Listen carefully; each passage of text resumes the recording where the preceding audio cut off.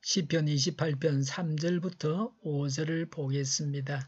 악인들과 사악한 자들과 함께 나를 싸잡아 내동댕이 치지 마십시오. 그들은 이웃에게 평화를 말하지만 마음에는 악을 품고 있습니다. 그들의 행위와 그 악한 행실을 따라 그들에게 고스란히 갚아 주십시오. 그들이 한 그대로 그들에게 갚아 주십시오. 그들이 받을 벌을 그들에게 되돌려 주십시오.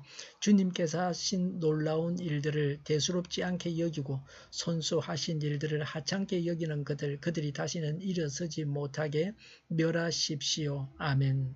4절에 악인을 벌하시는 하나님이십니다. 정의의 하나님이십니다. 5절에 다시는 일어서지 못하게 멸하십시오라고 강구합니다. 5절에 주님께서 하신 놀라운 일들을 대수롭지 않게 여기고 손수하신 일들을 하찮게 여기는 그들이라고 했습니다.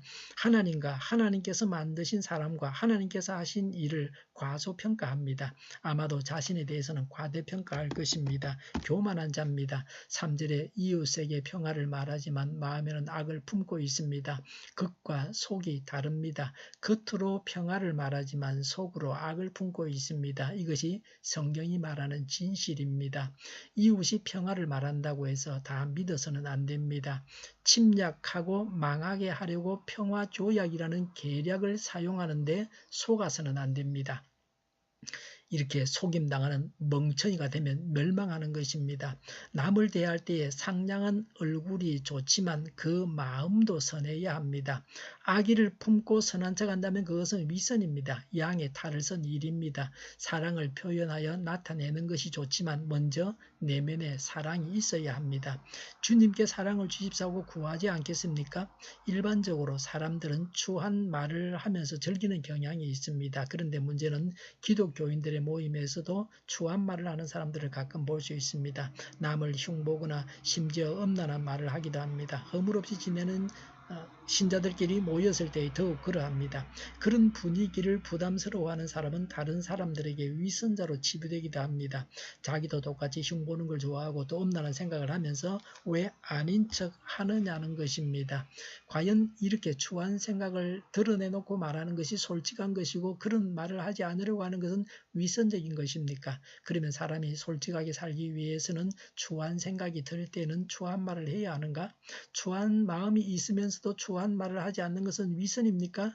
그렇지 않습니다. 마음의 악한 생각을 그대로 말하는 것은 솔직하다고는 말할 수 있지만 옳은 것은 아닙니다. 그것은 무절제입니다. 솔직하다는 것은 실제의 모습을 있는 그대로 보여주는 것을 말합니다. 마음에 있는 것을 그대로 드러내고 평소 자신의 모습도 그대로 보여줍니다. 반면에 위선은 실제 모습과 다른 모습을 보여줍니다. 위선은 배우들이 쓰는 가면이라는 단어에서 왔습니다. 배우가 가면으로 자신의 모습을 숨기고 다른 사람처럼 행동하는 것 같이 위선은 실제의 자기와는 다른 사람인 것처럼 행동하는 것입니다. 그렇다면 솔직함과 위선은 정반대가 됩니다. 솔직함은 위선적이지 않고 위선적이면 솔직하지 않습니다. 그런데 우리에게는 마음이 표현되는 두 가지 모습이 있습니다. 하나는 절제고 다른 하나는 무절제입니다. 위선을 부리지 않고 자기 마음을 솔직하게 표현한다 하더라도 그 표현은 절제하며 표현되는 것일 수도 있고 무절제하게 표현될 수도 있습니다. 절제가 반드시 위선은 아닙니다. 솔직함, 위선, 절제, 무절제가 있는데 이 네 가지는 세 가지의 모습으로 나타납니다. 첫 번째는 솔직하고 무절제한 경우입니다. 두 번째는 솔직하고 절제하는 경우입니다. 세 번째는 위선적인 경우입니다. 위선은 거짓이기 때문에 절제와 무절제 의 차이에 별다른 의미가 없습니다. 위선은 절제와는 다릅니다. 솔직하고 무절제한 것은 있는 그대로 다 보여주는 것이므로 분명히 위선과는 다릅니다. 그러면 솔직하고 절제하는 것과 위선적인 것은 서로 다릅니까? 솔직하면서 절제하는 경우는 결코 악한 마음이 있다는 사실을 그 자체를 부인하지는 않습니다. 예를 들어서 많은 사람이 어떤 사람을 비난할 때 자기도 그 사람을 싫어하면 결코 그 사람을 사랑하는 채 하지는 않습니다. 자신도 연약한 사람으로서 그 사람을 향한 나쁜 감정이 있다는 것을 인정합니다. 그러나 그 사람을 비난하지는 않습니다. 남을 비난하는 행동을 절제하는 것입니다. 이것이 자신의 마음이 그렇지 않은 채 하는 위선이 아닙니다. 다만 그 악한 마음이 행동으로 나오지 않도록 절제하는 것입니다. 이런 절제는 성령님의 열매라고 할 만큼 신앙생활에서 중요합니다. 반면에 위선이란 자기도 그 사람을 싫어하면서 자기는 신앙심이 깊어서 그 사람을 사랑하고 있는 것처럼 행동합니다. 그러므로 절제는 자신의 부족함을 숨기지 않으면서도 그 부족함 때문에 발생하는 악한 언행은 피하려고 통제합니다.